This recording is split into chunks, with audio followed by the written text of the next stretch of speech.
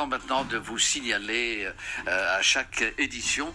C'est le concours international communication scientifique pour doctorants et il s'agit précisément de ma thèse en 180 secondes. Ma thèse en 180 secondes, de quoi s'agit-il? On en parle tout de suite avec Selma, Madame Dinia. Selma Dinia, bonjour. Bonjour Monsieur le Chéri. Merci d'être avec nous. Bonjour chers auditeurs. Merci, bienvenue. Ravi d'être avec vous sur l'antenne de chaîne Inter. Nous aussi. Vous êtes coordinatrice de ma thèse en 180 secondes au titre du Centre national pour la recherche scientifique et technique. Et aujourd'hui, à l'amphithéâtre Belmahi à la faculté des sciences à Rabat, c'est au centre-ville, on peut dire, aux environs de Bab el-Oued, aura lieu dès 15h cet événement et donc cette finale nationale, ma thèse en 180 secondes. Qui va passer sa thèse en 180 secondes? On vous écoute. Si vous permettez, je vais d'abord commencer par présenter le concours. Vous l'avez présenté, je vais détailler un peu plus. Ma thèse en 180 secondes, comme vous l'avez dit, est un concours international francophone qui est destiné aux doctorants de toutes les disciplines. Ça va des sciences exactes aux sciences humaines et sociales. Chaque candidat, il doit présenter son travail de thèse en 3 minutes, pas une seconde de plus, et ceci devant un auditoire profane et diversifié, et bien sûr en respectant des règles strictes de la communication scientifique. Donc ce sont les doctorants qui préparent leur thèse qui sont concernés par ce concours de communication scientifique. Comment ça se passe? Est-ce que c'est un défilé sur la scène devant les spectateurs? Non, oui. ce n'est pas un défilé. Oui. Donc chaque candidat, on demande à chaque candidat de faire un exposé sur son travail de thèse. L'exposé, il doit être harmonieux avec des multiples points forts. L'exposé doit être clair et accessible, concis et structuré, captivant et convaincant. Et cet exposé qui dure 3 minutes, et il est fait bien sûr devant un public et un jury. Le jury, il est diversifié et il évalue les prestations des candidats selon 3 grands critères. Le premier critère, c'est la structuration scientifique. Le deuxième critère, c'est la vulgarisation. Et enfin, le talent d'orateur du candidat. Oui.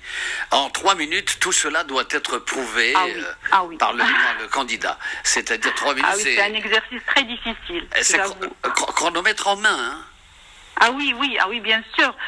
Nous avons le gardien du temps, ce qu'on appelle le gardien du temps, qui donne le top au candidat, une fois qu'il est prêt.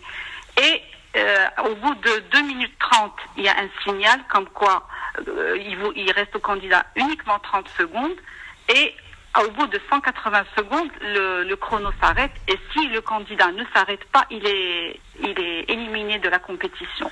Est-ce que ça ne fait pas rêver un peu tous ceux qui nous écoutent de véritablement passer, quand il faut soutenir sa thèse, en 3 minutes? On aimerait bien avoir le maximum de doctorants qui participent avec nous à ce concours, qui est une très belle aventure.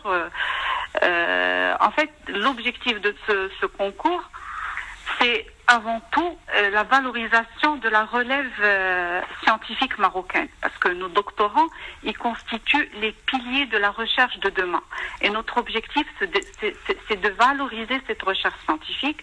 Donc, en plus de cette valorisation de la relève scientifique, notre objectif, c'est d'initier nos doctorants à la communication scientifique et à la médiation des sciences. C'est cet après-midi à partir de 15h à l'amphithéâtre Belmahi à la faculté des sciences à Rabat, ma thèse en 180 secondes.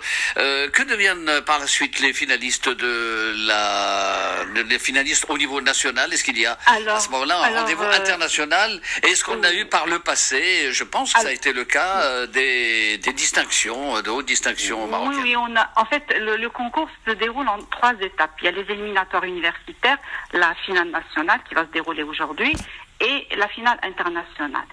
Les lauréats de la finale nationale recevront des prix. On aura 3 prix du jury et un prix du public.